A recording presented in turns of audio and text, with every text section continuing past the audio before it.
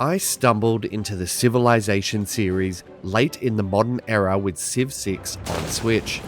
I was laid up in bed on New Year's Eve and spent ushering in 2019 playing as Australia, going for a science victory.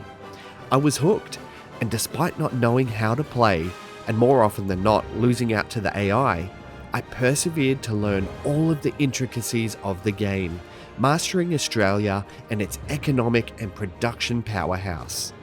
Civilization 7 enters a new era yet again, taking all those strategies and builds that I spent thousands of hours perfecting and throws it all out the window. What's it like? Establish your settlement, have just one more turn, and prepare to be diplomatic as we review Civilization 7 for Nintendo Switch.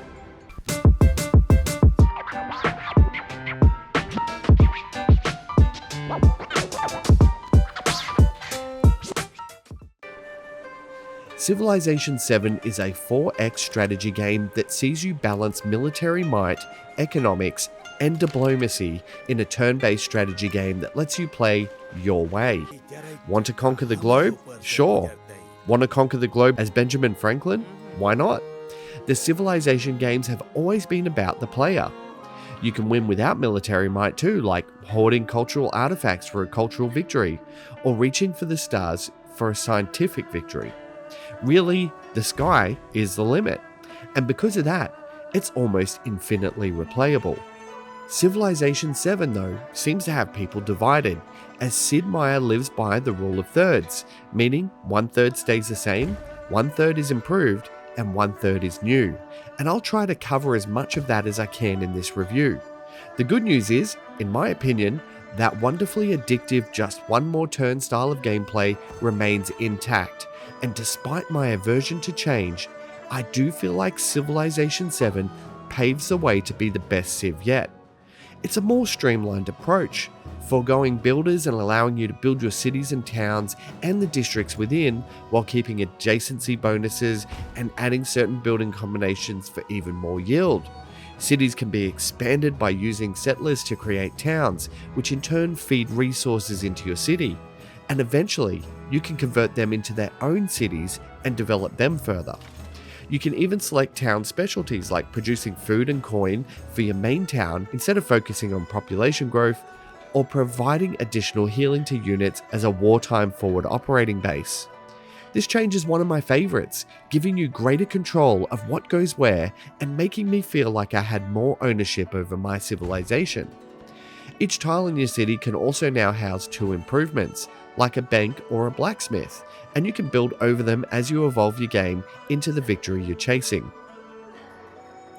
Speaking of the game evolving, Civilization 7 now only features 3 eras: the Antiquity Age, the Exploration Age, and the Modern Age, each with its own style of buildings and units. With each change of era, you can shape your civilization by evolving your race or choosing a new one, and there's the option to change leader as well. I started my first game as the Egyptian leader Hatshepsut and evolved into a Ming Dynasty style during the Exploration Age, while keeping Hatshepsut as my leader. You can earn leadership points that carry across while changing eras, and depending on your actions in your era, you can also unlock specific races like Siam for building a certain amount of temples. It does mix the gameplay up, but I do feel a little bit mixed about this one, as I would have liked an option to keep fixed leaders. There's also a lot more going on with Civilization 7, with constant dialogue boxes popping up every 10 turns or so, getting you to make a decision as a leader. Do you tax the baths for some early gold, or boost culture by making them free to all? There are so many of these that help shape the game and even turn the tide at times. I once had a math question asked which I just had to guess, and 20 or so turns later after I'd forgotten about it, an exhausted mathematician found my answer to be correct, awarding me vital science points. Diplomacy also features heavily in Civilization 7, with leaders constantly proposing things like joint festivals and open markets, which give both participating leaders bonuses. You can also use influence points to get more bonuses or propose your own. Barbarians are also eradicated from Civilization 7, instead giving you independent states that allow you to befriend and sometimes convince to join your empire. or even let you become suzerain, granting you gameplay bonuses and allowing you to levy militaries by dispensing influence points.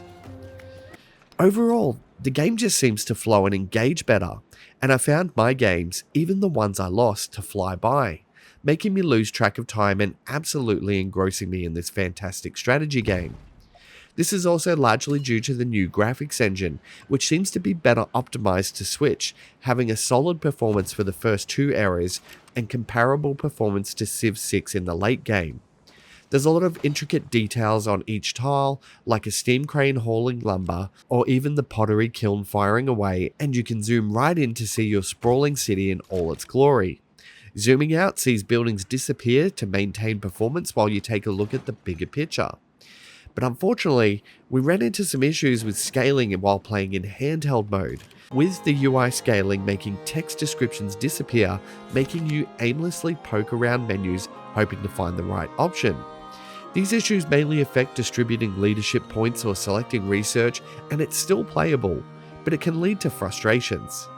While performance remains steady on handheld, the UI does do a lot to hinder your game, and at times with opening up dialogue boxes, you can block about 60% of your screen. Touchscreen is supported, which can make things easier, but handheld, while playable, probably isn't the best way to play Civilization 7 on Switch, and that kind of defeats the purpose of the console at times. The Switch also has some console-specific bugbears, like only being able to select tiny or small maps. They're still rather large, but as a fan of huge True Start Earth map from Civ 6, I could feel the restriction at times.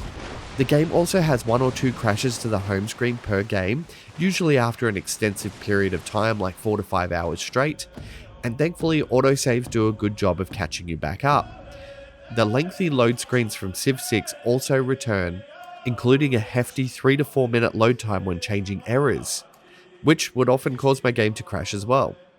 I also had instances in the late game where the music would suddenly crackle and just cut out, most likely due to a memory issue. This is a shame though, because once again, Civilization music drives that immersion home. The soundtrack, composed by Jeff Knorr, Roland Rizzo, and Christopher Tin, features tribal chants and majestic woodwinds before evolving through the eras to beautiful orchestral scores and brilliant choirs that somehow manage to capture mankind's savagery and desperation as tanks roll towards your city capital. It's fantastic in every way, and while I miss the wonderful Civ 6 rendition of Waltzing Matilda, I couldn't help but feel like I'm a part of something greater due to the epic soundtrack.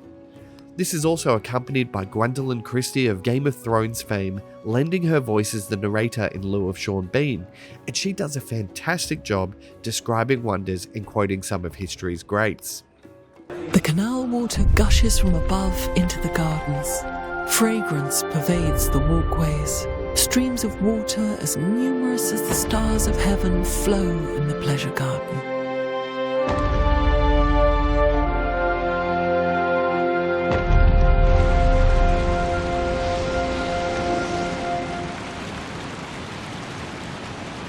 For my conquerors or politicians, after accessibility options, I'm pleased to say that as you start the game, you are prompted with colorblind options as you load in. You can adjust the font scale, and there are subtitles. However, it is very easy to lose units from a visual perspective, as they are sometimes made invisible and represented by a tiny icon on the screen. Handheld once again fares worse, with a much smaller viewport and scaling that just doesn't quite work. Placing city tiles can also be harder to discern, so as always, I recommend further research to see if Civilization 7 is for you. In terms of value, I paid significantly more than retail for early access for this review, and I think it was worth every cent. There's just so much gameplay here. There's a crazy amount of fun, and despite the few changes that are questionable, overall, I feel like Civilization 7 is a fantastic continuation of the series. I think I ended up having close to about 600 hours clocked up on Civ 6 on my Switch alone, and that's not including my Xbox Series X playtime. I feel like with the constant waves of updates coming in the next few months, there's going to be plenty to do. As always though, reviews are subjective, so I encourage respectful conversation around it. Do you agree with what I've said? Do you love it, hate it, are indifferent? Let me know. As for me, I'm now at the end of my review for Civilization 7. I have war weariness, my settlements are in revolt, my economy has crashed, and I've never had so much fun. So if you'll excuse me, I'll just have one more turn. So, what's it like? Civilization 7 is like Civ 6, with some well thought out changes and some questionable ones. I award it a 78 out of 100.